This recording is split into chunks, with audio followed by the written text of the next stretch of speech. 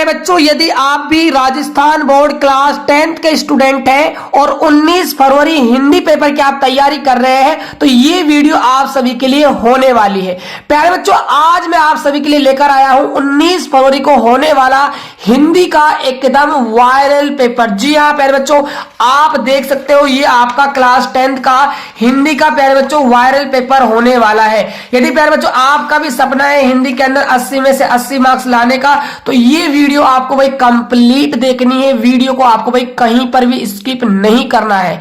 और साथ के साथ प्यारे बच्चों इस पेपर का कंप्लीट जो पीडीएफ है वो आपको मिल जाएगा। आपको क्या करना है, वीडियो को लाइक करना है, चैनल को सिर्फ सब्सक्राइब करना है।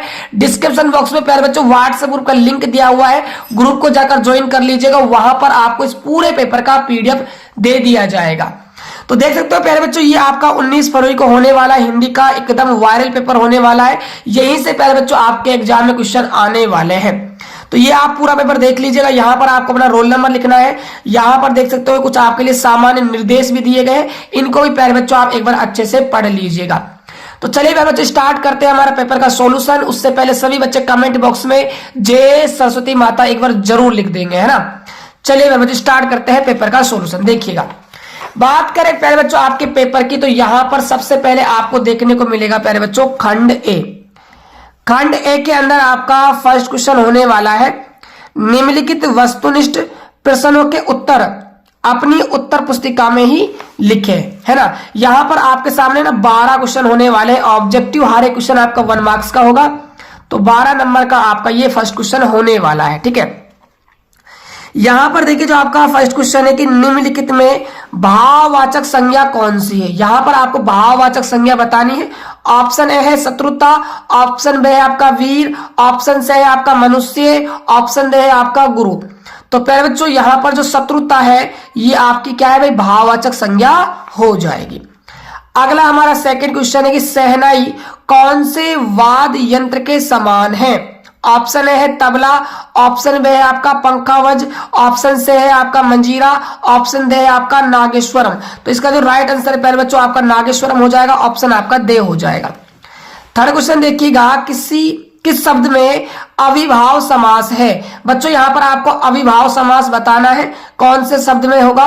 ऑप्शन ए है घर घर, ऑप्शन बी है सीताराम, ऑप्शन सी है यथासंभव, ऑप्शन डी है आपका राजपुत्र। तो इसका जो राइट आंसर है आपका यथासंभव हो जाएगा, ऑप्शन आपका से हो जाएगा। अगला देखिए यहाँ पर क्वेश्चन नंबर हमारा 4 क्या है कि मूर्ति पर चश्मा बदलने का काम कौन करता था।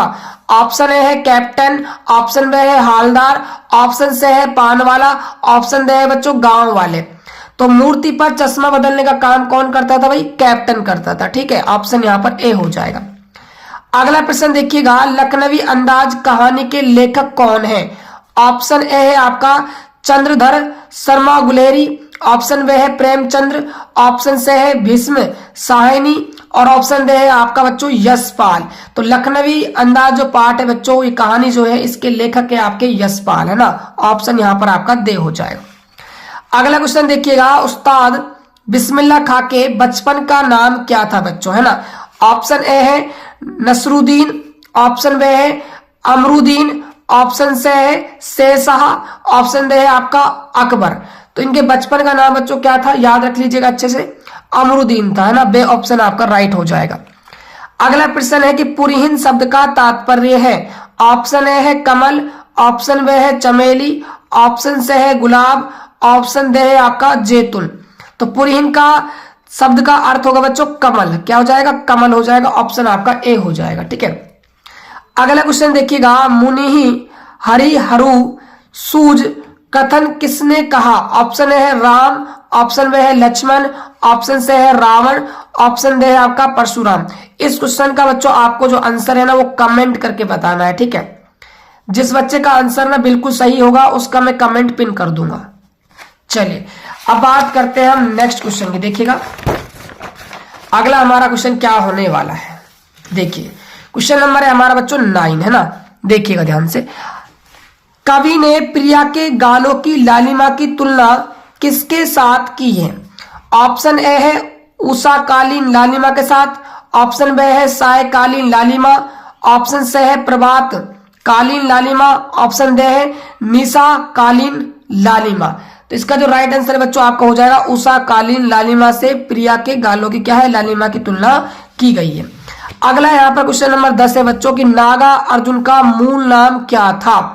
ऑप्शन ए है राजेश, ऑप्शन बी है वेदनाथ मिश्र, ऑप्शन सी है किशोर, ऑप्शन डी है आपका नाग। तो इसका जो राइट आंसर है बच्चों आपका वेदनाथ मिश्र हो जाएगा, ऑप्शन आपका बे हो जाएगा। अगला क्वेश्चन देखिएगा यहाँ पर 11वां क्वेश्चन क्या है कि माता का आंचल कृति के रचनाकार कौन है। ऑप्शन ए है शिव पूजन सेहाय, ऑप्शन बी है मधु काकरिया, ऑप्शन से आपका कमलेश्वर, ऑप्शन दे है आपका शिव प्रसाद मिश्र कद्र। तो बताइए इसका राइट आंसर आपका क्या हो जाएगा। तो इसमें शिव पूजन सेहाय जो है इन्होंने माता का आंचल लिखा है भाई, है ना। अगला देखिएगा साना साना हाथ जोड़ी पाठ में किस शहर को देखकर लेखिका को लगा कि आसमान उल्टा पड़ा है। ऑप्शन ए है गंगटोक को, ऑप्शन बी है युमथांग को, ऑप्शन से है सिलीगुड़ी को, ऑप्शन दे आपका लायुंग को। तो बताइए यहाँ पर सही जवाब क्या होगा। तो ये आपका गंगटोक हो जाएगा बच्चों, यहाँ पर आपका ए ऑप्शन राइट हो जाएगा। चलिए अब हम बात करते हैं यहाँ पर क्वेश्चन नंबर 2 की, ठीक है। यहाँ पर आपको रिक्त स्थानों की क्या है बच्चों पूर्ति करनी है ना। तो यहाँ पर देखिएगा आपका जो फर्स्ट क्वेश्चन है कि जिन स्वरनामों का प्रयोग वक्ता या लेखक सुनने वाले या पढ़ने वाले के लिए करता है उन्हें कौन सा हम स्वरनाम कहते हैं। तो उन्हें कहते हैं बच्चों मध्यम पुरुषवाचक स्वरनाम कहा जाता है, ठीक है। अगला देखिएगा क्वेश्चन क्या है, संख्यावाचक विशेषण के भेद होते हैं। तो इसके कितने भेद होते हैं, याद रख लीजिएगा 2 भेद होते हैं। अगला क्वेश्चन देखिएगा, ऐसे शब्द जिनके रूप में लिंग वचन काल आदि के कारण कोई परिवर्तन नहीं होता कहलाते हैं। तो ये क्या कहलाते हैं, ये अविकारी शब्द कहलाते हैं बच्चों। क्या कहलाते हैं, अविकारी शब्द कहलाते हैं, ठीक है। अगला क्वेश्चन देखिएगा, जो शब्दांश शब्द के आरंभ में जुड़कर उसके अर्थ में विशेषता या परिवर्तन उत्पन्न कर देते हैं वे कहलाते हैं। तो ये आपके होंगे उपसर्ग। तो यहां पर आपका उपसर्ग हो जाएगा। अगला क्वेश्चन है कि द्विगु समास में पहला पद होता है। तो द्विगु समास के अंदर प्यारे बच्चों जो पहला पद होता है वो आपका संख्यावाचक विशेषण होता है ना। तो यहां पर आपको लिखना है संख्यावाचक विशेषण, ठीक है। चलिए अगला क्वेश्चन देखिएगा, पितु प्लस में आज्ञा शब्द की संधि करने पर बनने वाला शब्द कौन सा है बच्चों, पिताज्ञा, पित्राज्ञा आपका क्या है, बिल्कुल सही आंसर यहां पर हो जाएगा। तो ये आपके भी रिक्त स्थान वाले क्वेश्चन कंप्लीट होते हैं। अब हम बात करेंगे यहां पर क्वेश्चन नंबर 3 की। देखिएगा ध्यान से, देखिए जो तीसरा आपका क्वेश्चन है प्यारे बच्चों, यहां पर निम्नलिखित अपठित गद्यांश को पढ़कर दिए गए प्रश्नों के उत्तर अपनी उत्तर पुस्तिका में आपको लिखने हैं। तो ये आपका बच्चों क्या है, अपठित गद्यांश है। इस गद्यांश को आपको भाई अच्छे से एक बार भाई पढ़ लेना है, ठीक है। और पढ़ने के बाद जो जो यहाँ पर प्रश्न पूछे गए हैं उन सभी प्रश्नों को क्या है आपको भाई आंसर देना है। तो देखिएगा इसको आप एक बार भाई अच्छे से पढ़ लीजिएगा बच्चों, है ना। मैं यहाँ पर पढ़ूंगा तो पूरे पेपर को सोल्व कराने में ना काफी टाइम लग जाएगा, ठीक है। तो आप इसको पढ़ने के बाद देखिए हम क्वेश्चनों की बात कर लेते हैं ना। लक्ष्य वेद के अनेक उपाय किसने बताए हैं ना। तो देखिए यहाँ पर इसका आंसर ना फर्स्ट लाइन में मिलेगा, ध्यान दीजिएगा। संसार के मनुष्यों और कर्मठ पुरुषों ने लक्ष्य वेद के अनेक उपाय बताए। तो यहाँ पर कर्मठ पुरुषों आपका जो है राइट आंसर हो जाएगा ऑप्शन ए। अगला देखिएगा, हमारे कोश में सफलता का छोटा सा मंत्र क्या है। तो यहाँ पर देखिए ये आपको आंसर हो जाएगा तन्यमता, ये आपका आंसर हो जाएगा ऑप्शन से हो जाएगा। अगला है भाई तन्यमता से क्या आस्य है। तो लीन हो जाना भी आस्य है, उसी में खो जाना भी आस्य है, उसी भाव से भर जाना भी है। तो यहाँ पर दे ऑप्शन हो जाएगा आपका। उपरोक्त सभी क्या है बच्चों, सही आपके जवाब है। अगला है आपका समस्त ध्यान कहाँ केंद्रित होना चाहिए, ये आपको बताना है। अगला क्वेश्चन है कार्य सिद्धि का मूल मंत्र क्या है, ये आपको बताना है। क्वेश्चन नंबर हमारा 6 है कि उपरोक्त गद्यांश का उचित शीर्षक आपको भाई लिखना है बच्चों। अब देखिए हमारा क्वेश्चन नंबर 4 क्या है, यहां पर आपको दिया गया है अपठित पद्यांश। इसको पढ़कर आपको सभी प्रश्नों के क्या है भाई उत्तर आपको लिखने हैं। तो देखिएगा यहाँ पर ये आपका भाई पद्यांश से इसको आपको बच्चों अच्छे से ना कंप्लीट को पढ़ना है, ठीक है। पढ़ने के बाद जो जो यहाँ पर प्रश्न पूछे गए हैं सभी का भाई आपको आंसर जो है तैयार कर लेना है, ठीक है। चलिए अब देखिए आपका जो क्वेश्चन नंबर 5 है कि निम्नलिखित पठित गद्यांश को ध्यानपूर्वक पढ़कर पूछे गए प्रश्नों के उत्तर अपनी उत्तर पुस्तिका में लिखिए। तो नवाब साहब ने, है ना, 37 आंखों से नमक मिर्च के संयोग से चमकती खीरे की फाकों की ओर देखा। तो ये पूरा बच्चों आपको गद्यांश अच्छे से पढ़ना है। यहां पर देखिए जो आपका पहला प्रश्न है कि नवाब साहब ने 37 आंखों से क्या देखा। तो उसने क्या देखा बच्चों, इसका आंसर यहां से यहां तक आप लिख दोगे ना, ठीक है। नवाब साहब की पलकें क्यों मुंद गई, है ना, तो इसका आंसर देखिए यहां से मिल जाएगा, स्वाद के आनंद में पलकें मुंद गई। ये इसका आंसर हो जाएगा सेकंड वाले का, ठीक है। तो ऐसे बाकी क्वेश्चंस के अभी आपको यहाँ से आंसर वही छाटने हैं। काफी इजी ये आपका गद्यांश भी, है ना। इसके अथवा में भी गद्यांश दिया गया है, ठीक है। तो इसको भी एक बार आप अच्छे से वही तैयार कर लीजिए। ये भगत जी वाला आपके पार्ट से लिया गया है, ठीक है। अब देखिए क्वेश्चन नंबर बात करते हैं 6 की। यहाँ पर आपको एक पद्यांश दिया गया है, ठीक है, पठित पद्यांश से है, ठीक है। ये राम परशुराम जो संवाद था बच्चों, उस वाले चैप्टर से ये आपका पठित पद्यांश लिया गया है, ठीक है। ये आपका फर्स्ट क्वेश्चन है कि परशुराम के क्रोध करने पर लक्ष्मण ने धनुष टूटे जाने के लिए कौन कौन से तर्क दिए। दूसरा आपका प्रश्न है कि परशुराम ने लक्ष्मण को क्या चेतावनी दी। तीसरा हमारा प्रश्न है कि परशुराम ने अपने पराक्रम की प्रशंसा किस प्रकार की, ये आपको बताना है, ठीक है। अब देखिए इसके अथवा के अंदर भी आपको तुम्हारी ये दंतुरित मुस्कान से ये लिया गया है आपका पठित पद्यांश, है ना, इसको भी पढ़ना है। अथवा में बच्चों ये क्वेश्चन है, ठीक है। चलिए अब बात करते हैं नेक्स्ट क्वेश्चन की, देखिएगा ध्यान से। यहां पर इसके अंदर जो आपका फर्स्ट क्वेश्चन है कि यह है दंतुरित मुस्कान किसे कहा गया है, उसकी क्या विशेषताएं होती है, ये आपको लिखना है। अगला है पिघल कर जल बन गया होगा कठिन पाषाण से कवि का क्या आशय। पाषाण मतलब होता है बच्चों पत्थर, ठीक है, ये आपको याद रखना है। अगला देखिए शिशु की मिट्टी में सने शरीर को देखकर कवि को कैसा लगता है, ये आपको बताना है। अब देखिए आपका खंड बे है निम्नलिखित लघुतरात्मक प्रश्नों के उत्तर आपको लगभग 40 शब्दों में बच्चों आपको देने हैं। तो यहाँ पर क्वेश्चन नंबर आपका 7 है कि बिस्मिल्लाह खां काशी छोड़कर क्यों नहीं जाना चाहते थे, ये आपको बताना है। 8वां हमारा प्रश्न है कि लेखक के अनुसार सभ्यता और संस्कृति की सही समझ अब तक क्यों नहीं बन पाई है, ये आपको लिखना है। क्वेश्चन नंबर 9 है हमारा कि संगीतकार मुख्य गायक का साथ क्यों देता है, ये आपको बताना है। क्वेश्चन नंबर हमारा 10 है कि बाल गोविंद भक्त रेखा चित्र सामाजिक रूढ़ियों पर प्रहार करता है, कथन को स्पष्ट कीजिए। 11वां हमारा प्रश्न है कि नार्गे ने धर्म चक्र की क्या विशेषता बताई है, साना साना हाथ जोड़ी अध्याय के आधार पर लिखिए, ये आपको भाई लिखना है, ठीक है। अगला 12वां प्रश्न है कि महतारी के हाथ से खाने पर बच्चों का पेट भी भरता, ऐसा क्यों कहा गया, माता का आंचल अध्याय के आधार पर संक्षेप में उत्तर लिखिए। अगला हमारा 13वां प्रश्न है कि मैं क्यों लिखता हूं पाठ के आधार पर बताइए कि कुछ लेखकों को आलसी जीव क्यों कहा गया है।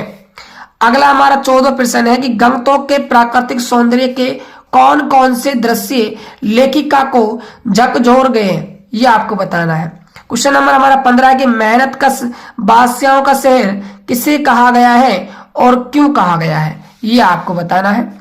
अब है प्यारे बच्चों आपका खंड से, यहां पर देखिए प्रश्न संख्या है आपका 16 कि हालदार साहब चश्मे वाले की देशभक्ति के प्रति क्यों नतमस्तक थे, ये आपको लिखना है। 50 से 60 शब्दों में आपको भाई उत्तर सीमा रखनी है। इसके अथवा में क्या है, गुणों के भेगनावे शेषों को ढोते पिता से लेखिका को क्या तात्पर्य है, यह आपको लिखना है। क्वेश्चन नंबर हमारा 17 है कि संगीतकार अपने स्वर को मुख्य गायक के स्वर से अधिक ऊंचा क्यों नहीं उठाता, ये आपको भाई बताना है बच्चों। अगला क्वेश्चन देखिएगा नेक्स्ट क्या है हमारा। अगला है यहाँ पर गोपियों के द्वारा हमारे हरी हारीर की लकड़ी कहने का क्या तात्पर्य है, यह आपको बताना है। 18वां प्रश्न है यह दंतुरित मुस्कान कविता में कवि ने क्या संदेश दिया, ये आपको लिखना है। इसके अथवा में क्या प्रश्न है बच्चों, बाल गोविंद भक्त को साधु क्यों कहा गया, विस्तार से वर्णन कीजिए।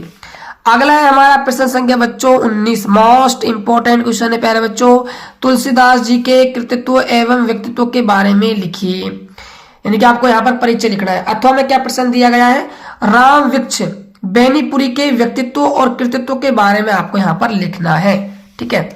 ये बच्चों आपका 3 नंबर का आपका क्या है कवि परिचय आने वाला है।